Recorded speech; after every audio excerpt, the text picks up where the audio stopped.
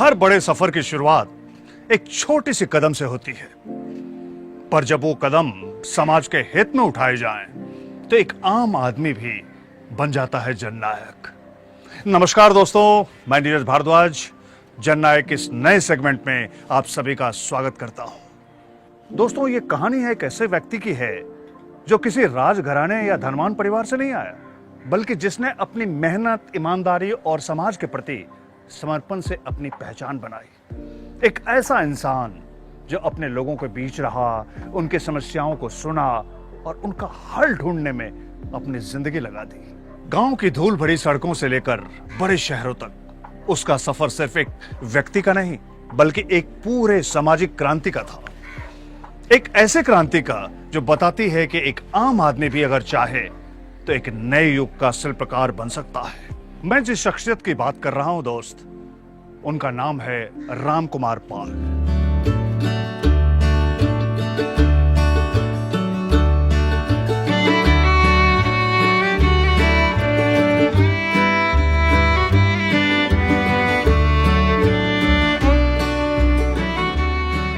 इकतीस जनवरी 1964 को जन्मे रामकुमार पाल की कहानी एक आम इंसान की कहानी जैसी लगती है, पर उनकी मेहनत, समर्पण और सेवा भावना ने उन्हें एक असाधारण व्यक्ति बना दिया।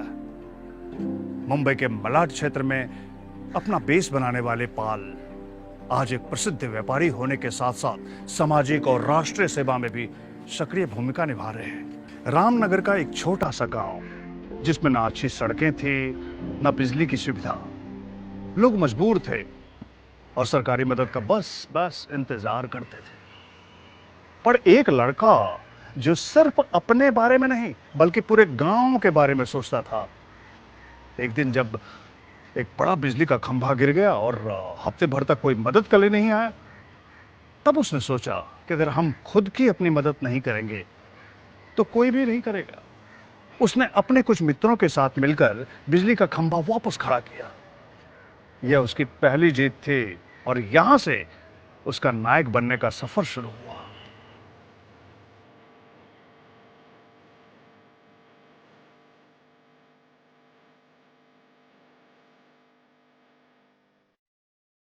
धीरे धीरे उसने छोटी छोटी समस्याओं का हल ढूंढना शुरू किया। गांव में बेरोजगार युवाओं के लिए रोजगार मेला लगाया, महिलाओं की सुरक्षा के लिए एक स्पेशल हेल्पलाइन शुरू की और रेलवे सुरक्षा के लिए एक नए मॉडल का प्रस्ताव भी दिया, जो सरकार ने भी स्वीकार कर लिया। लोग उसकी ईमानदारी और मेहनत से प्रभावित होने लगे और धीरे धीरे रामकुमार एक नाम नहीं, एक आंदोलन बन गया। जो भी परेशान होता एक ही बात कहता, रामकुमार को बुलाओ, वो समस्या का हल ढूंढ लेंगे।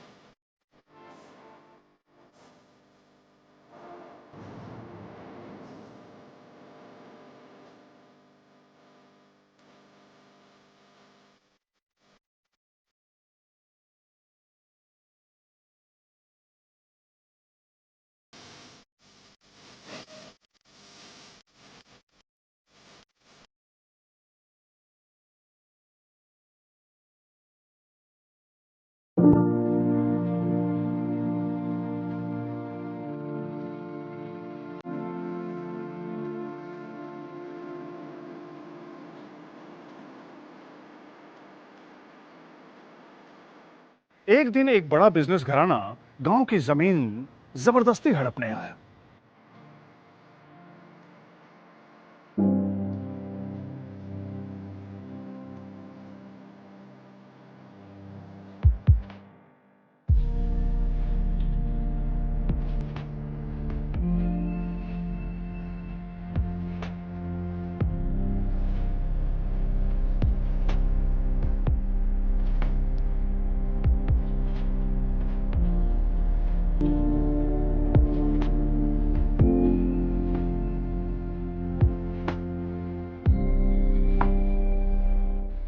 जब सभी लोग निराश हो गए, तब रामकुमार, सिर्फ रामकुमार आगे बढ़कर उसके खिलाफ आवाज उठाई। उसने कानून का सहारा लिया, लोगों को जागरूक किया और आखिरकार कानून ने गांव वाले के पक्ष में फैसला दिया। युवा ही मुझे पसंद है, तो इसी में से क्रांति पैदवी बढ़ा देते हैं। सबको बधाई और सबको धन्यवाद, और बड़ों का आशीर्वाद और छोटों को और आशीर्वाद देता हूँ। धन्यवाद। उस दिन उसने सिर्फ एक जंग नहीं जीती थी, बल्कि एक मिसाल भी कायम की। कहते हैं अगर इरादे मजबूत हों तो कोई भी ताकत एक आम आदमी को झुका नहीं सकती। उनका सफर सिर्फ अपनी उन्नति तक सीमित नहीं रहा, बल्कि उन्होंने अपने साथ अन्य लोगों को भी सफलता की राह दिखाई। आत्मनिर्भर भारत, जी हाँ, आत्मनिर्भर भारत अभियान के राष्ट्रीय कार्यकारी अध्यक्ष के रूप में उन्होंने कई युवाओं और उद्यमियों को नए अवसर उपलब्ध करवाए।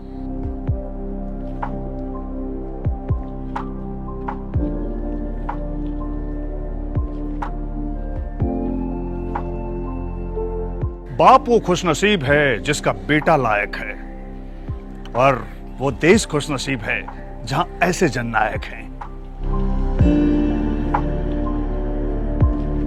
इनके प्रमुख कार्य को मैं बताना चाहूंगा आपको।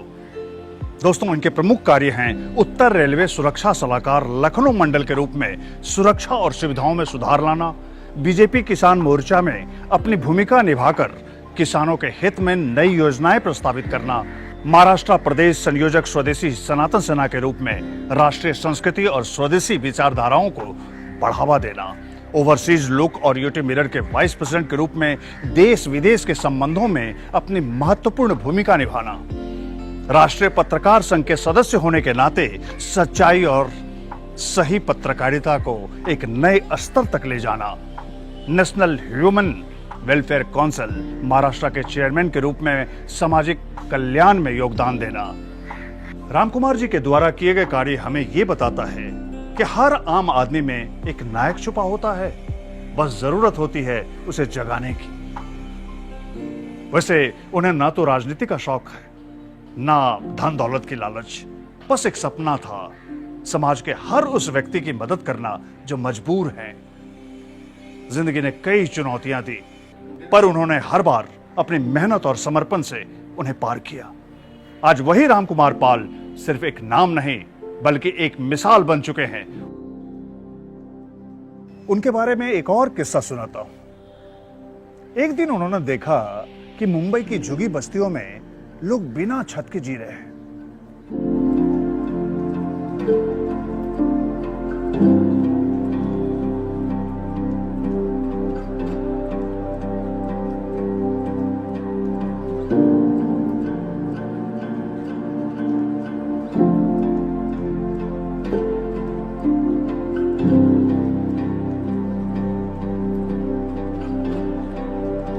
तब उन्होंने ठान लिया कि घर हर गरीब का अधिकार है।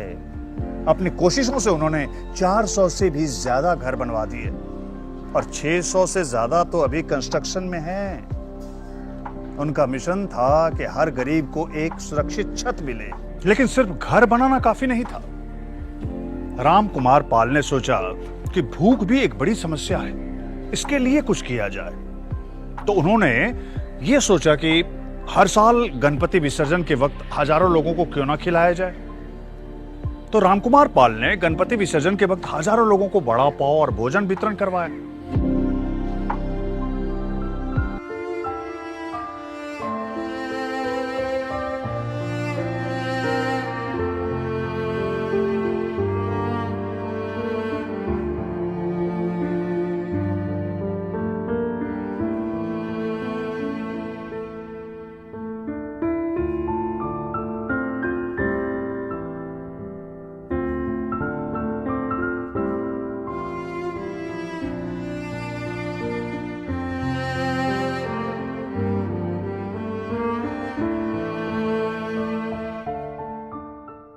और ये हर साल करवाते हैं।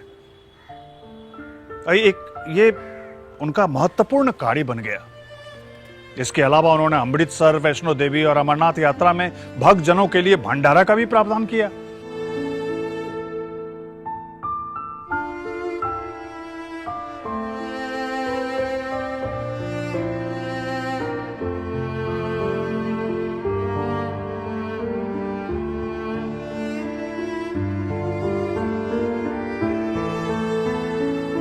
उनका मानना है कि सेवा ही सबसे बड़ा धर्म है। एक हाथ सेवा, एक हाथ विकास, हर कदम पर इंसानियत का आस, जमीन से जुड़ा पर आसमां तक बात, ऐसे वीर को देश करता है नमन बार बार। दोस्तों, अब मैं आपको एक ऐसी घटना सुनाता हूं जिसने उनकी सोच बदल दी। एक बार एक गरीब बुजुर्ग उनके पास आए जिसे आंखों की बीमारी थी। इलाज के लिए पैसे नहीं थे बेचारे के पास। रामकुमार पाल ने सिर्फ उस बुजुर्ग का ही नहीं बल्कि 2500 से ज्यादा गरीब लोगों की मुफ्त आंखों की सर्जरी करवाई।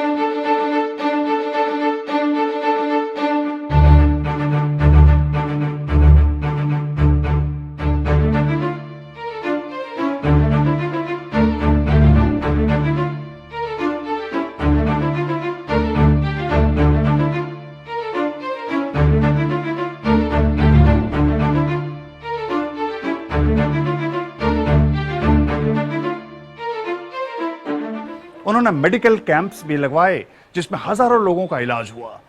उनकी मेहनत का सिलसिला यही नहीं रुकता।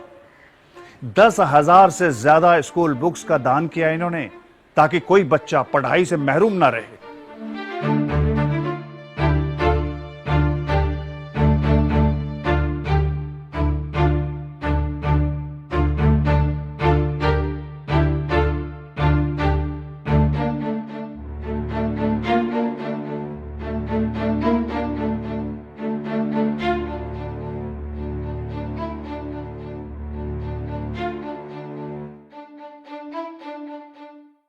उन्होंने गाय और सनातन संस्कृति की रक्षा के लिए गांव महोत्सव भी शुरू किया, जो गाय पालक और किसानों के लिए एक वरदान साबित हुआ।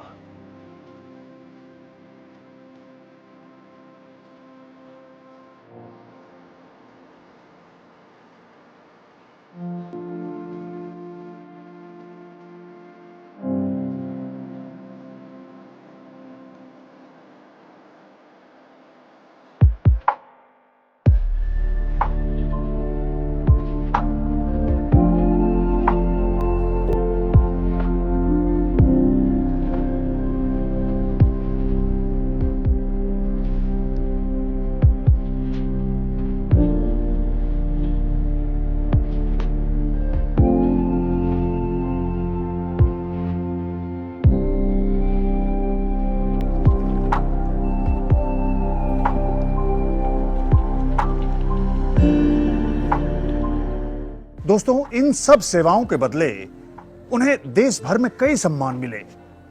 भारत श्री अवार्ड, राष्ट्र सेवा सम्मान 2021 महाराष्ट्र और गोवा के राज्यपाल द्वारा उन्हें सम्मानित किया गया था। Rajiv Gandhi global excellence award, वीर भारतीय हिंदी साहित्य पीठ सम्मान। रामकुमार पाल की कहानी उन सभी युवाओं के लिए एक प्रेरणा है जो मेहनत, समर्पण और सेवा भावना से एक नई पहचान बनाना चाहते हैं। उनका जीवन साफ दर्शाता है कि अगर मन में लगन हो तो एक आम व्यक्ति भी जननायक बन सकता है। उनका सफर बताता है कि सही दिशा और दृढ़ता से किसी भी मंजिल तक पहुंचना संभव है। इन सब बातों पर मुझे सुमित्रानंदन पंत जी की लिखित एक पंक्ति याद आ रही है। उन्होंने लिखा था कि कुछ कर गुजरने की ठान लीजिए, हर राह आसान हो जाएगी। एक व्यक्ति जो सिर्फ अपनी उन्नति नहीं बल्कि समाज के उन्नयन का भी सपना देखता है, वही होता है असली जननायक।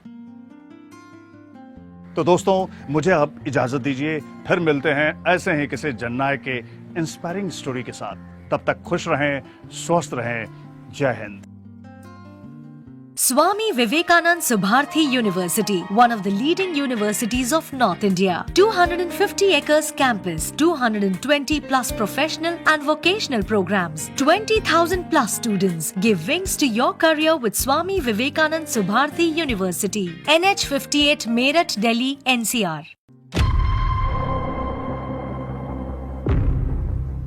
दोस्तों, अगर सूरज की तरह चमकना चाहते हो तो पहले सूरज की तरह जलना सीखो।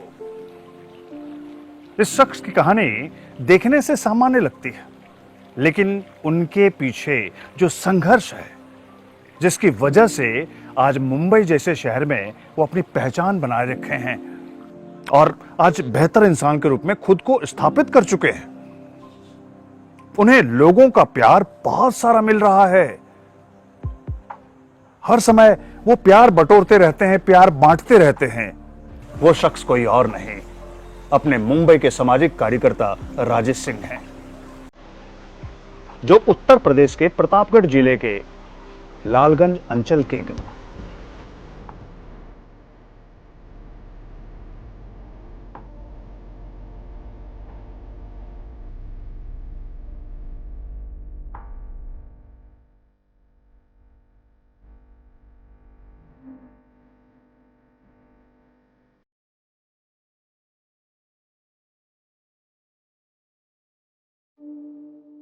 उनके लिए 2 लाइन समर्पित है दोस्तों। कभी समस्या तो कभी समाधान है जिंदगी, कभी सम्मान तो कभी बलिदान है जिंदगी, क्योंकि कभी उच्च शिखर तो कभी गहरी ढलान है जिंदगी। वैसे इनका पारिवारिक रिश्ता प्रतापगढ़ रियासत से रहा है। प्रतापगढ़ के ही उजागर खानदान से ये ताल्लुक रखते हैं। जैसे इनके गांव के आसपास अगर लोगों से पूछें इनके दादाजी का नाम, तो लोग उन्हें बाबू साहब के नाम से जानते हैं, जबकि उनका नाम स्वर्गीय भागवत सिंह जी है। इनके दादाजी 3 भाई थे, जिसमें इनके दादाजी सबसे बड़े भाई थे। और कमाल तो ये देखिए कि खुद राजेश सिंह भी अपने 3 भाई बहनों में सबसे बड़े थे। और यही कोइंसिडेंस रहा राजेश जी के साथ। राजेश खुद 3 भाई बहन, जिसमें राजेश ही सबसे बड़े हैं।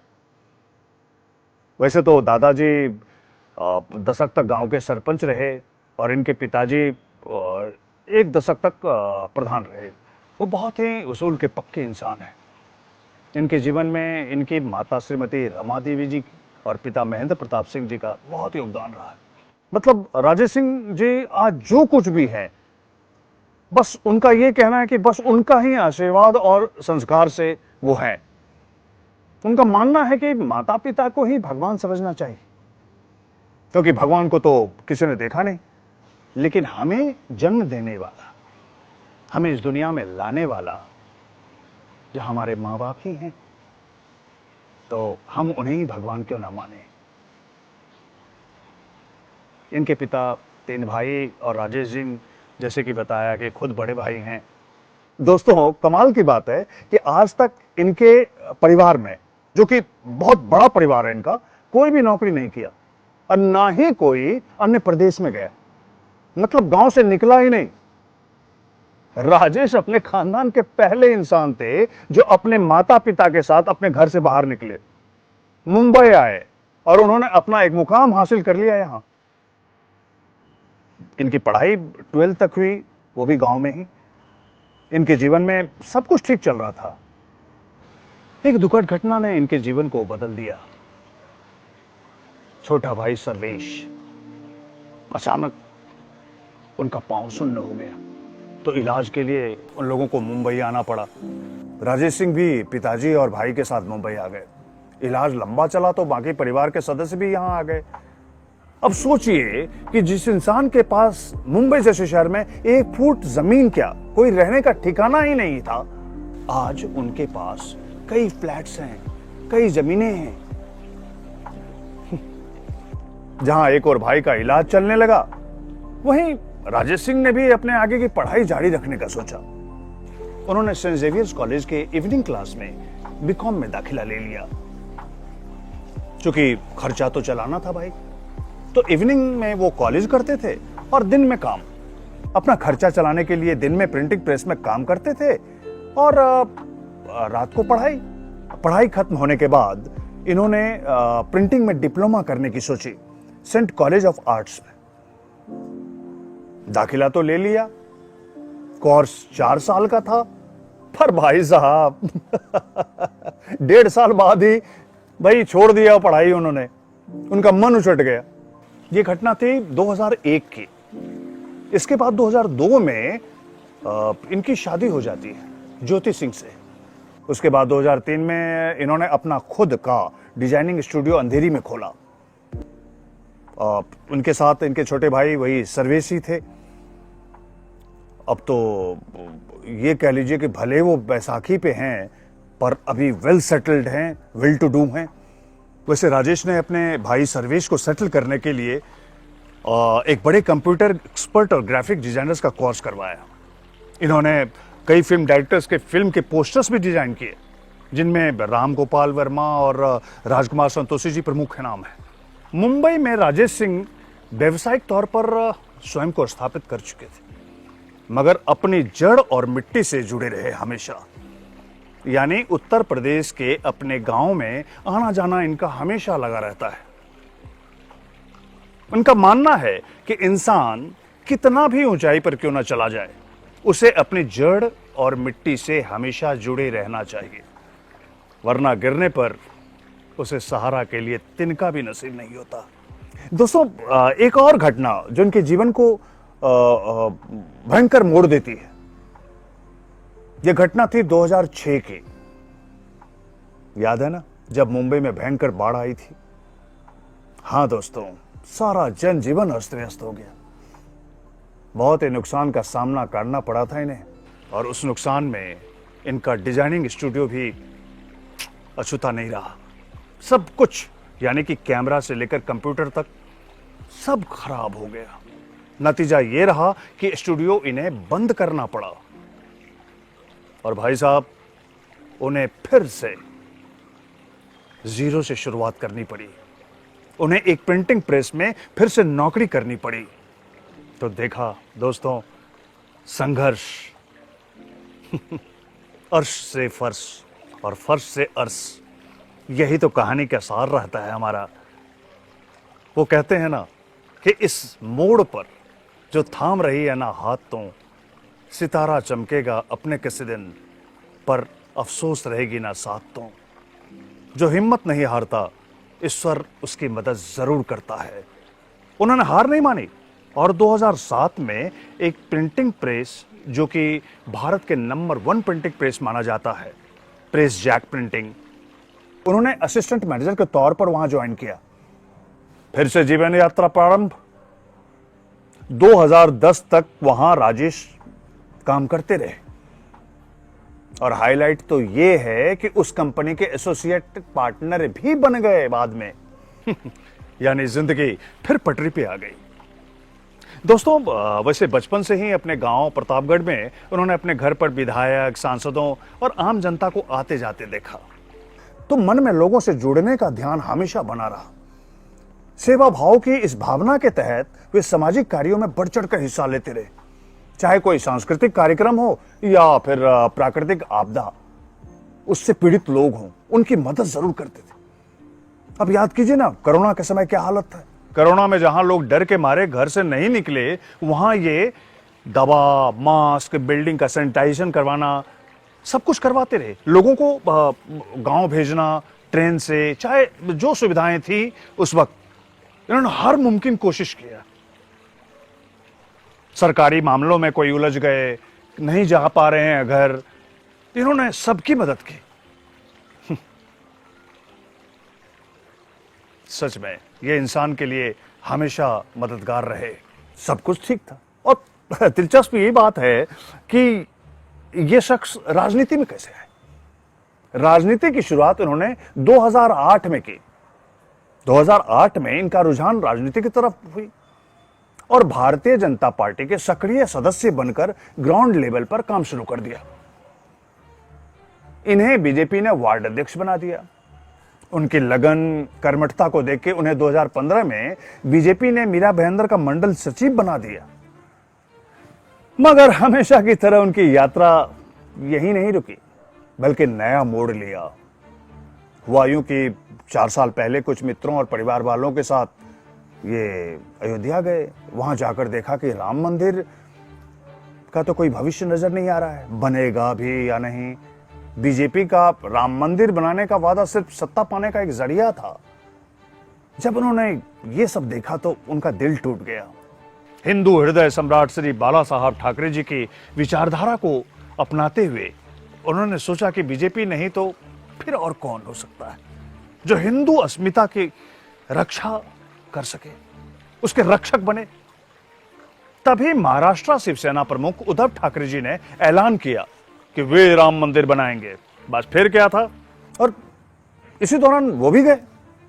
राजेश भी अयोध्या गए, रामलला के दर्शन किए, और ये देख कि भगवान कितने सालों से तंबू में विराजमान है, तो बीजेपी की सरकार से इनका मोह भंग हो गया।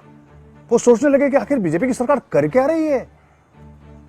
यही रीजन था जो उन्हें बीजेपी छोड़ने पर विवश कर दिया। और मुंबई आते ही सबसे पहला काम किया कि उन्होंने शिवसेना की सदस्यता ली, शिवसेना का दामन थाम लिया और मेहनत से जुड़े रहे। उन्होंने अपनी कड़ी मेहनत और सामाजिक कार्यों से पार्टी में बड़ी से बड़ी जिम्मेदारी हासिल की। फिलहाल वो मीरा भयंदर में अपने सामाजिक और पार्टी के कार्यों में लगे रहते हैं, पर इन सब व्यस्तता के बावजूद गांव के मिट्टी की महक को कभी नहीं भूल पाते। प्रतापगढ़ में 25 साल से विधायक और कई बार कैबिनेट मंत्री रहे रघुराज प्रताप सिंह उर्फ राजा भैया, उनसे उनकी बहुत करीबी रिश्ता रहा है। उन्होंने राजा भैया को अपना गुरु माना है।